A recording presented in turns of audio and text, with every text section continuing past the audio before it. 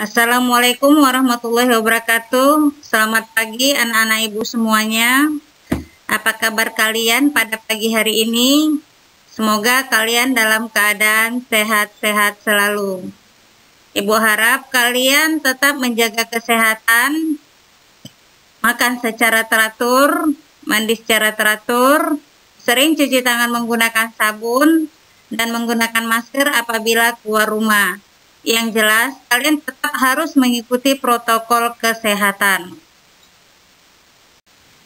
Pada pagi ini, kita masih mengikuti pembelajaran secara daring, yaitu mata pelajaran IPS.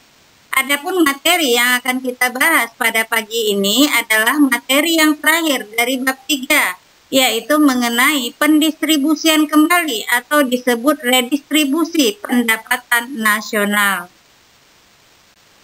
Apakah kalian sudah menyiapkan alat-alat tulis kalian, buku paket kalian, atau hal-hal yang berkaitan dengan pelajaran kita pada pagi ini, sehingga pelajaran ini bisa berjalan dengan baik? Tujuan pembelajaran yang akan kita capai pada kali ini adalah menganalisis pendistribusian kembali atau redistribusi pendapatan nasional di Indonesia dengan teliti. Adapun indikator yang akan kita capai pada pembelajaran kita pagi hari ini adalah yang pertama, menjelaskan pengertian pendapatan nasional dan redistribusi pendapatan. Kedua, menjelaskan manfaat mempelajari pendapatan nasional. Ketiga, mengidentifikasi bentuk redistribusi pendapatan. Keempat, menganalisis teknik redistribusi pendapatan. Kelima, mendeskripsikan program redistribusi untuk pemerataan distribusi pendapatan di Indonesia.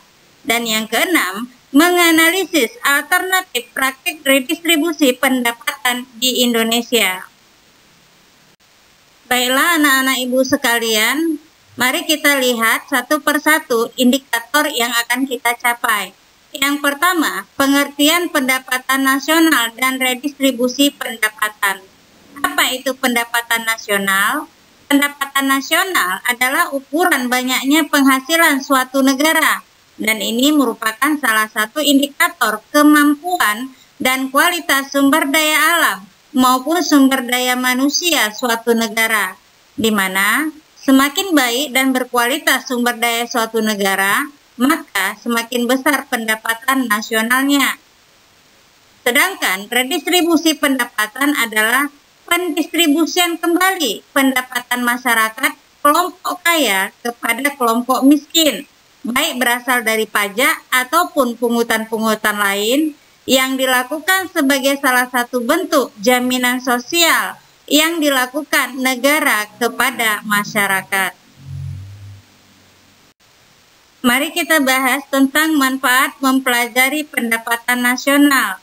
Ada beberapa manfaat yang bisa kita ambil dari mempelajari pendapatan nasional. Yang pertama, untuk mengetahui struktur perekonomian suatu negara. Apakah negara tersebut tergolong agraris, negara industri, atau yang lainnya. Kedua, untuk mengetahui kemajuan ekonomi atau perkembangan perekonomian dari tahun ke tahun. Apakah mengalami kemajuan, kemunduran, atau tetap pada suatu negara.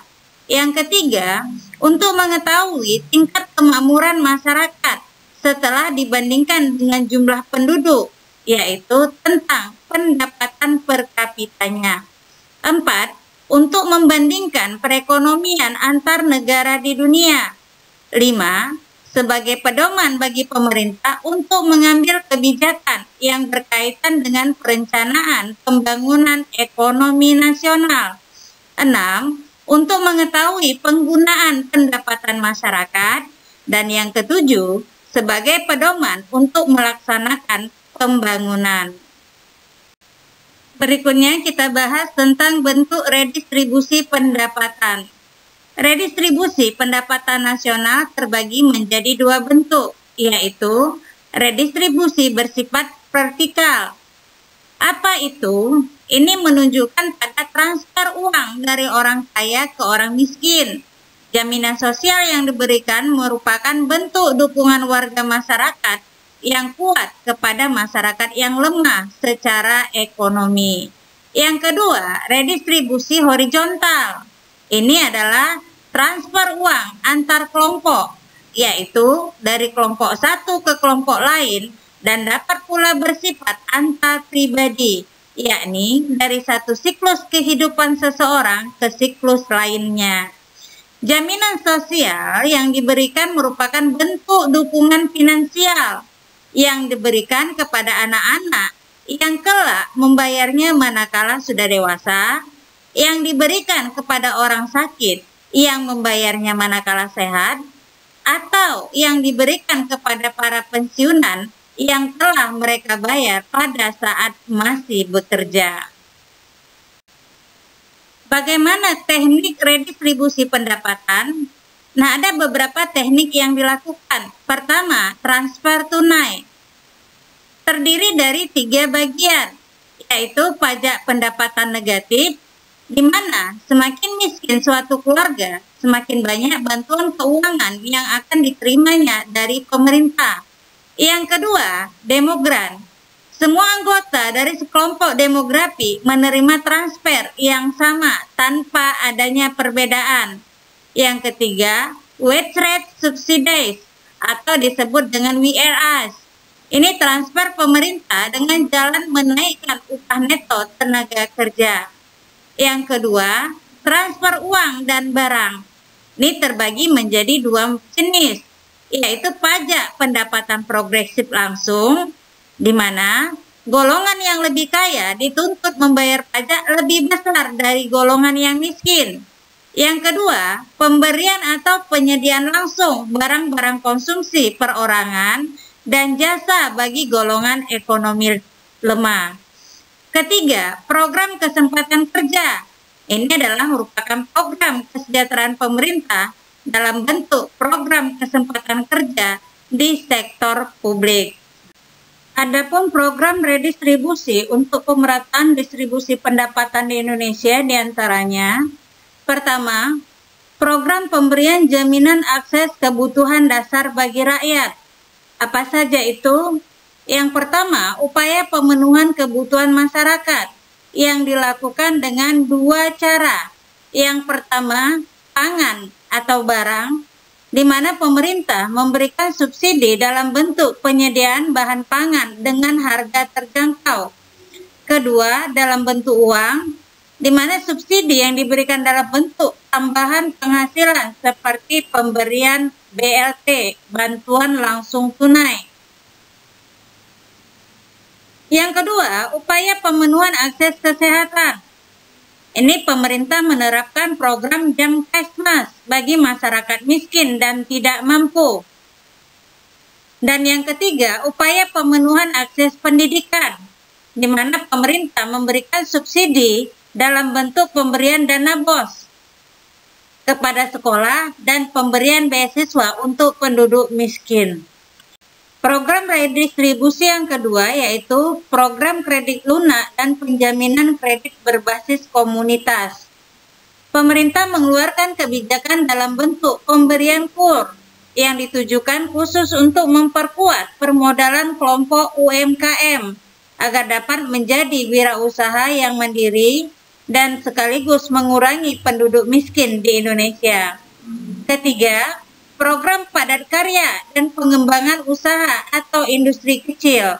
Kenapa usaha kecil itu perlu dikembangkan? Ada beberapa alasannya. Yang pertama, usaha kecil ini bisa menyerap banyak tenaga kerja sehingga mengurangi pengangguran. Kedua, pemerataan dalam distribusi pembangunan untuk mengurangi adanya diskriminasi atau perbedaan keruangan antara kota dan desa. Dan yang ketiga adalah pemerataan dalam distribusi pendapatan.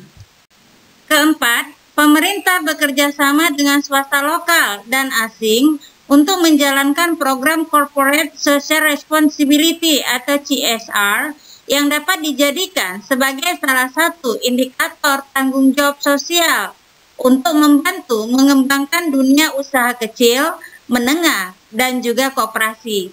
Yang kelima, pemerintah konsisten dalam mewujudkan kebijakan penegakan hukum dan keadilan ekonomi.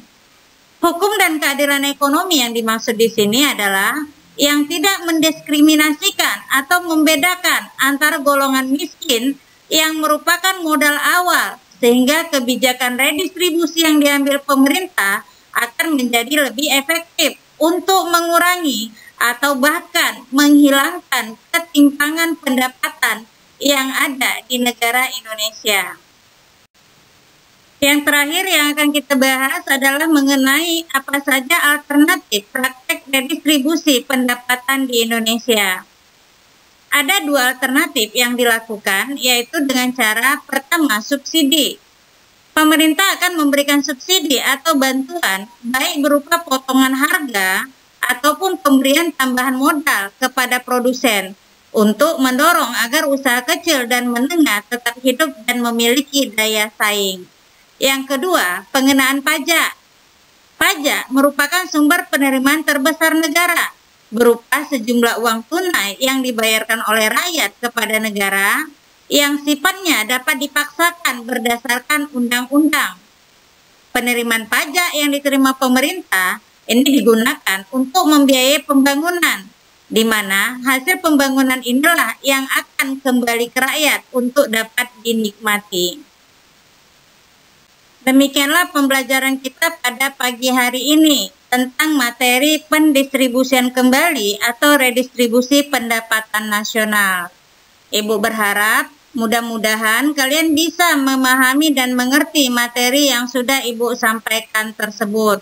Tetapi kalau ada di antara kalian yang masih kurang paham tentang materi yang sudah Ibu jelaskan, ini bisa kamu tanya langsung kepada Ibu melalui WA.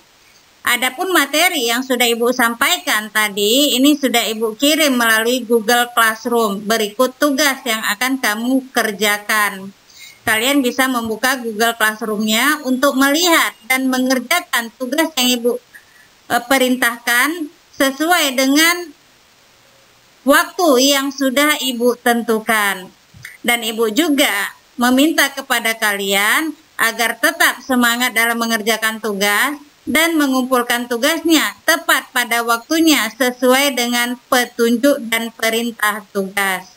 Atas perhatian kalian pada pagi hari ini dalam kegiatan belajar IPS, ini Ibu ucapkan terima kasih banyak. Dan Ibu juga meminta kepada kalian agar kalian tetap terus menjaga kesehatan kalian dan tetap semangat dalam mengikuti pembelajaran.